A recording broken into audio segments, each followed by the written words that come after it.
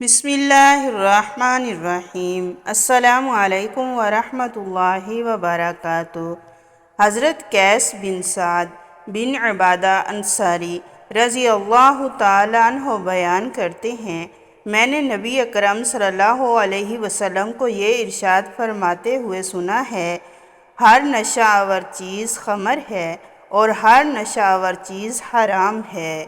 مجمع الزوائد، حدیث نمبر 8106۔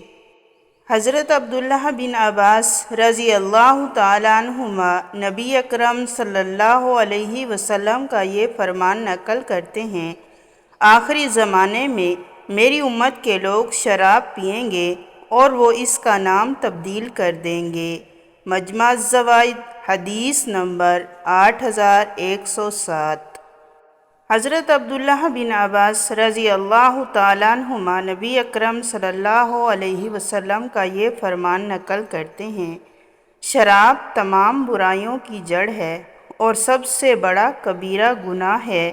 جو شخص اسے پی لیتا ہے وہ اپنی ماں کے ساتھ یا اپنی خالہ کے ساتھ یا اپنی پھپھو کے ساتھ زنا کر سکتا ہے۔ مجمع الزوائد، حدیث نمبر 8172۔